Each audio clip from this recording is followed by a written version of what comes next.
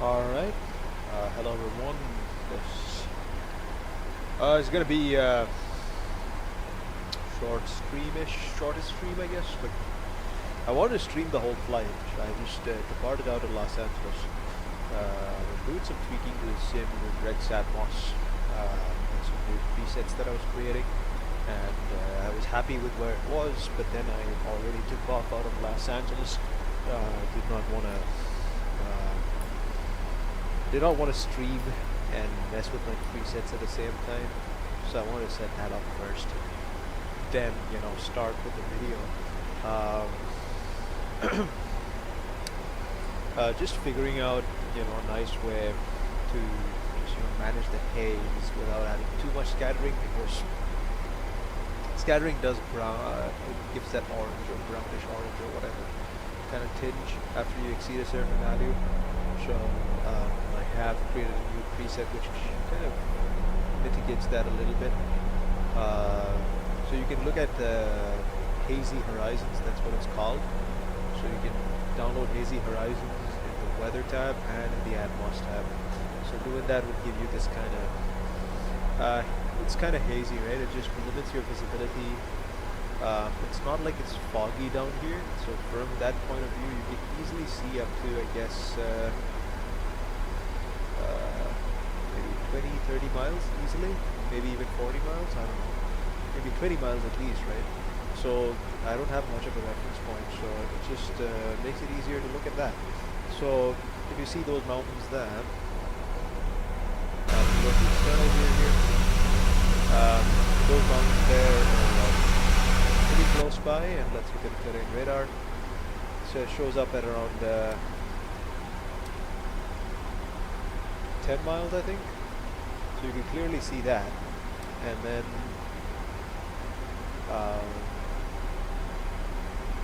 you can also see the mountains nearby. So I think approximately based on this radar image, you can have a visibility of around 30 miles across with the setting. And behind there, it's just because of the weather scattering as we use the light. So well, the Atmos isn't really the main topic of this.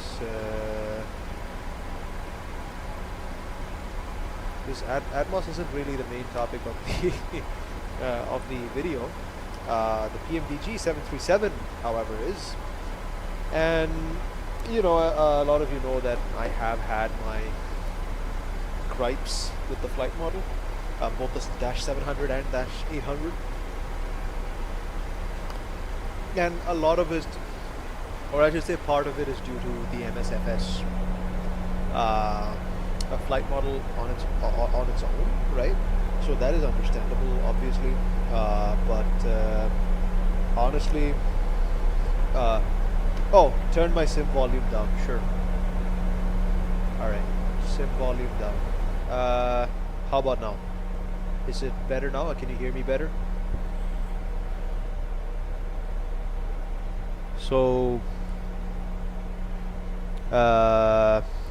turn the sim volume down.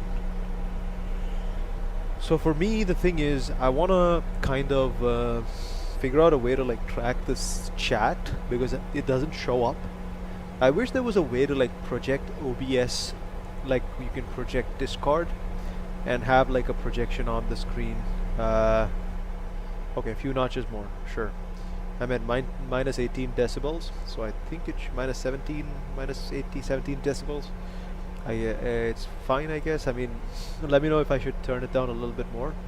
And as I descend, oh, thank you, much better now. Great. All right. So as I descend into San Francisco, just want to figure out a way to like make the chat pop on the side here. I've not figured out a way to do that because I'm using. Yeah, YouTube chat does show up on OBS, but then I only have one monitor, so I either can focus on the sim or on OBS. I'm just wondering if there was a way to like project. Press dock and YouTube chat. Correct. Yeah. So I just wanna. So what I'm gonna do is I'm gonna see if I can project OBS chat on app.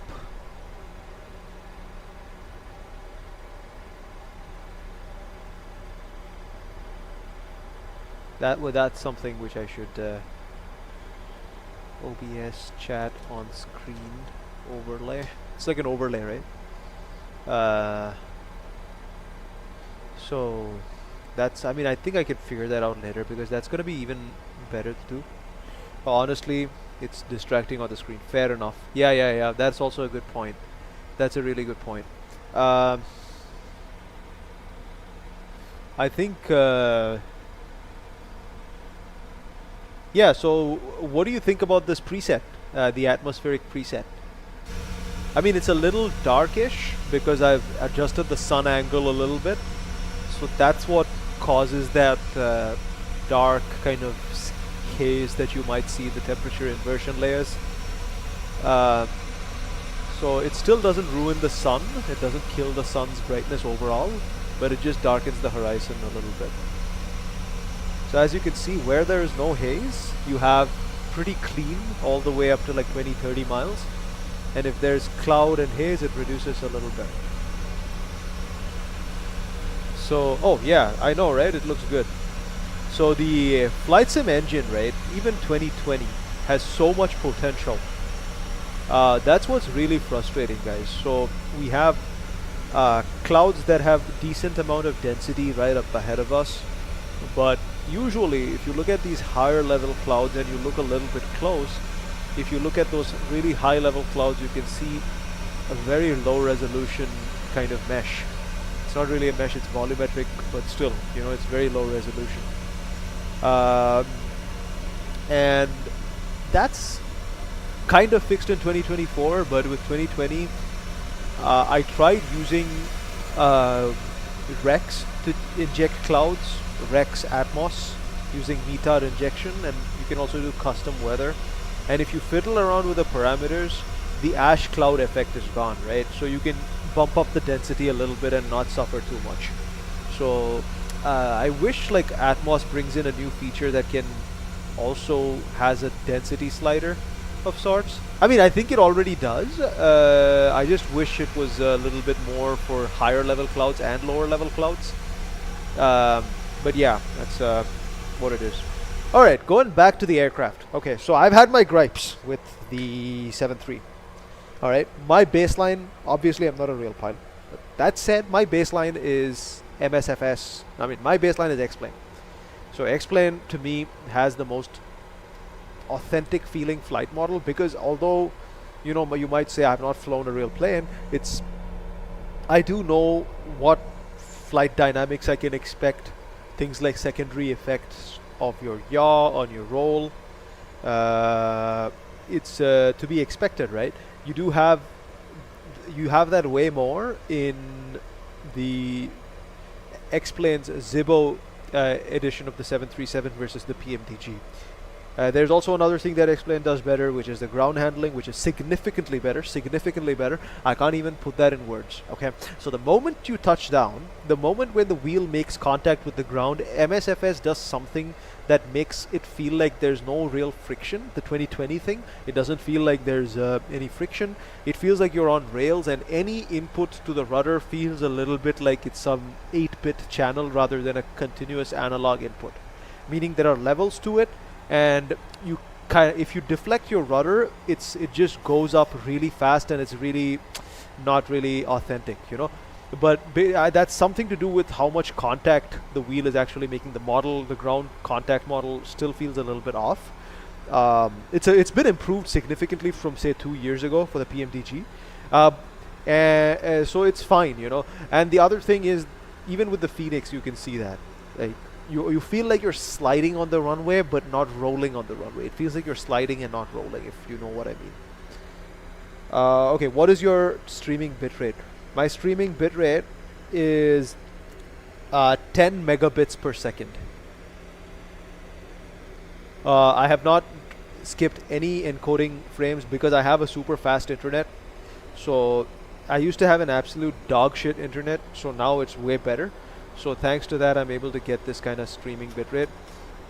Really grateful for that, honestly, because it's improved the quality of my streams significantly and gives me a motivation to stream again, to be honest. And here we are, guys. We're flying into San Fran. already you can see the effect of the scattering. If you see the coloring of the clouds is changing because of the relay scattering, and it's kind of mixing up with the atmospherics right here. It looks like a totally different sim. If you remove Rex Atmos, it's going to look absolute garbage. You can see all the way up to the horizon there. Like, it is funny to me that Asobo have not implemented some kind of logic for this on their own and did not allow users to even interact with that. See, I like the fact that I can vary this to my taste. I know that you don't have the data all the time, but then I'd like to be able to vary it, right? So I'm glad that Asobo, even though they didn't do it, Rex has figured out this amazing solution. Let me get some free speed breaks down here. We're losing out a little bit. We're coming a little bit high on that altitude profile. Oh, that's nothing. Yeah, you don't need more than that, because keeping it at 9,000 or something for kbps is actually pretty good. For 2K, go to 30 mbps. Sure. Okay, interesting. I can try increasing it next time.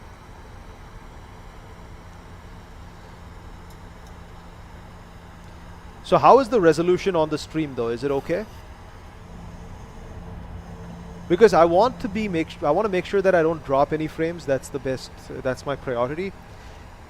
If that doesn't happen, sure, you know, it's like I can go 30 mbps. Alright, so yeah, what has improved? If you guys want to see a more detailed review, I can make one, but then I also highly recommend you check out Flight Deck to Sim. Flight Deck to Sim is possibly the best YouTuber in the flight sim community, apart from V1 Simulations, who is like, V1 Simulations to me is all obviously, like, he's up there to me, because, but for Airbus, the equivalent in Boeing is Flight Deck to Sim. He's a British British pilot, and his views are authentic. He doesn't bullshit you with fake opinions, or doesn't gaslight you into thinking that something isn't wrong when something clearly is, and you feel it. So this has been the case with some other YouTubers, so I don't want to go into who, but it's been the case that people say that, oh, you know, it's just everything is great, but then it's not. So it's just weird. So I'm glad that there's YouTubers out there who are, you know, more candid, and who actually take the effort to be, you know, honest about their claims. Because it used to be the case that PMDG's trim system for their airplane wasn't really that great. You know, that the plane's elevator trim was not effective. Now it has been improved with this update. So what happened? You know, are you gonna pretend like there's no change? Because clearly the changelog did change something in flight handling, and it seems to have included something with the trim. It has been improved somewhat, and ground effect. You know, the ground effect has also been improved, behavior in the ground effect. So you're not floating in the air, even though you're about 10 to 12 knots below VREF, right? So these are things that I've noticed, because I've had the comparison with the Zibo, where if you drop the thrust to idle, the plane just drops. You know, it just drops like a rock. But the PMDG clearly did not do that. And the other thing about the PMDG before this update was that any kind of control input on your yoke, it felt like there was no inertia associated with the airplane. So this is not fly-by-wire, and it's an airplane with a significant amount of mass. So I would expect that if it would come with some momentum, right? And you need to have that inertia associated with that, and it clearly did not have it. This Phoenix, for example, is not the exact best comparison, because that's fly-by-wire. But if you compare it against the Zibo, if you had pulled up at or close to VREF, if you pull up on the stick, it doesn't just want to pitch up immediately and go back into the air. You know, that's a combination of both the ground effect plus the inertia, and something to do with the flight model, you know, how responsive it is. So that has been improved this time. So these are two big things that I noticed. Taxiing feels a little bit better, but I'm not sure if they did anything. The sounds seem a little bit more refined. I was able to hear some bumps on the taxiway, which was a nice addition. Because the PMDG, don't get me wrong guys, PMDG, this airplane is possibly one of the best airplanes in the entire sim. I would put it on par with the Phoenix, because it's so well optimized. It runs beautifully, it looks beautiful, you know, the texture work and all of that, you know, people have complaints about the texture. I'm like, no, it looks great, you know. And now again, compared to the Zibbo, right? So that's not what you want to see for the textures. Like, that's not the best example I'd want to give if I want to talk about textures. Flight model, great. Zibbo is great. But the textures, PMDG is king. Systems, PMDG is king. Now it can do some new types of legs. It can do, you know, RF legs, you know. It's great. So I'm not going to deny that. And they've consistently improved upon it. So I think what they did miss was some of the inertia, and as you can see in this landing and of some of the other videos I've uploaded, there was a significant difference, and you'll be able to see it. I'll probably tell you where exactly I feel the difference. It's probably that around that 50 feet to touchdown, that area, and you'll be able to see it. Let me get the flaps down. Actually, I've been talking way too much. Configuring really late here, even for my standards. So it's too late even for my standards. That's saying a lot. Let me go flaps 5. Yep. Get the gears down. It's great. Can already see the runway. Tempted to get this autopilot off. Gonna leave her on for a little bit. And I'm tempted to fly another leg, to be honest. Tempted to fly another leg. May or may not stream it, but tempted to fly another leg. Let me get that speed brake armed. Flaps 15.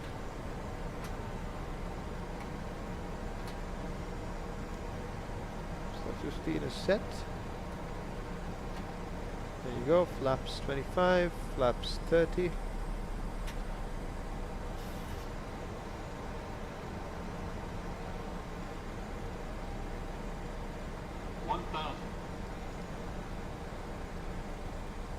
That's strange.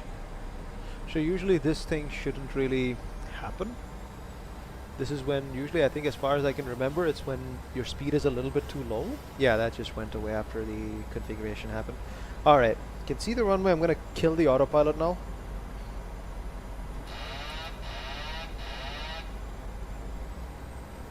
The engine response is also a little bit fast. Flight Deck to Sim also pointed it out.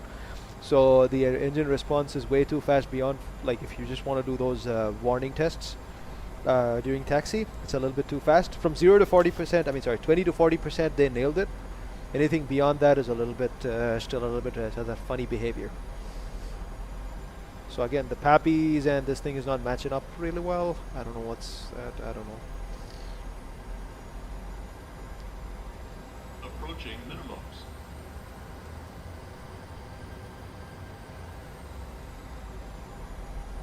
Minimums.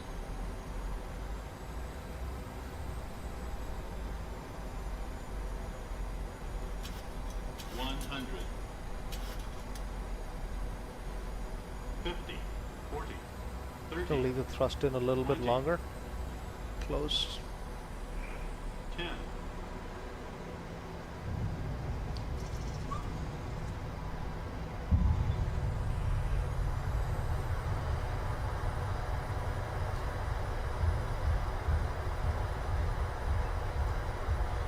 Yeah, 60 knots. Stole that reverser.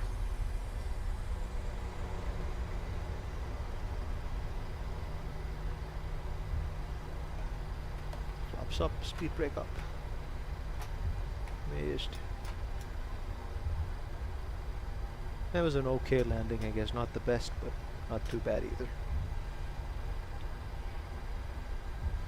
Came in a bit too slow for my liking, and the flare was a little bit weird.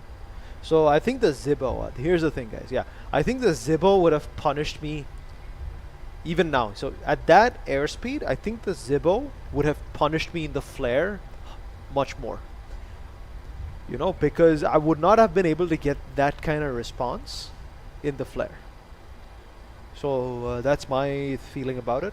Maybe I'm wrong, maybe I'm right, I don't know, but from my memory, if my memory serves me right, that's how it was with the Zibbo. But I don't know, obviously, like the differences right now are much more insignificant. It's still there, but it's very minor. I would say overall PMDG has done a great job with this update, and I would fly the PMDG over the Zibo right now. Like, the only annoying thing is crosswind correction, the secondary effect there, but apart from that, PMDG has nailed everything else. Okay, let me see if I can... So I think the FSLTL doesn't know the correct parking codes for different airlines here. So you don't usually, as far as I can remember, like, you don't see many Uniteds in this terminal in San Francisco. Let me get some input thrust a little bit. Let's just get us going a little bit faster.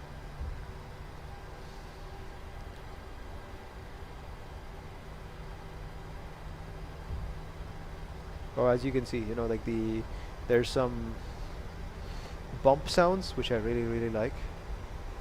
What was my landing rate? 136 feet per minute. Yeah, the Zibo would have punished me way harsher.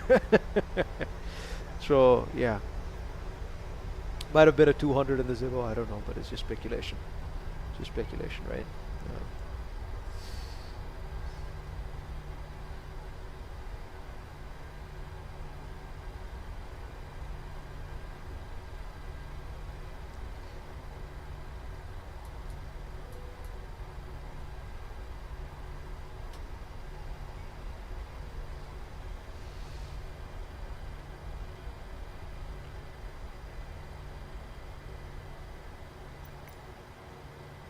C9. Yeah.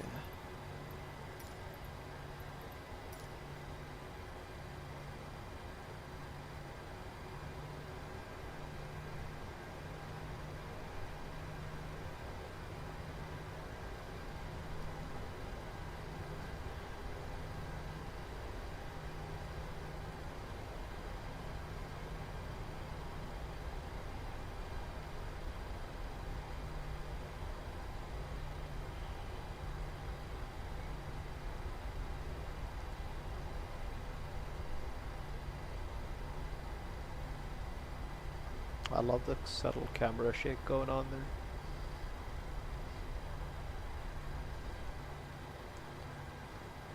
Again, the braking also feels a little bit weird, so I barely pressed any brakes. So the braking's way too sensitive in the MSFS planes. Even now it's an MSFS thing, I think. Again, everything to do with ground handling explain beats MSFS hands down, the 2020 version. 2024 is a different story. We are yet to see. I'm yet to give my final opinion on that, but thus far 2024 looked good from what I saw in the alpha.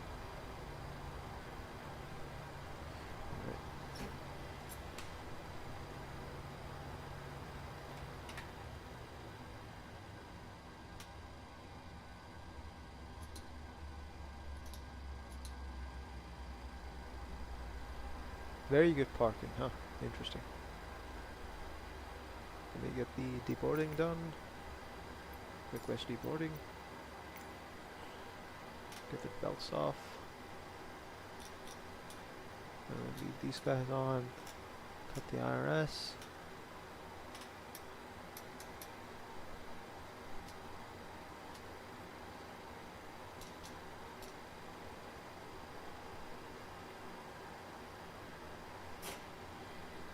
All right. Well, that's it. So I hope you guys enjoyed the stream. I'm just going to leave this a little bit longer just for the deboarding process. I hope you enjoyed the stream. I really enjoyed this Atmos preset. The approach did look beautiful in my opinion. Looking forward to making more such videos. Thank you so much.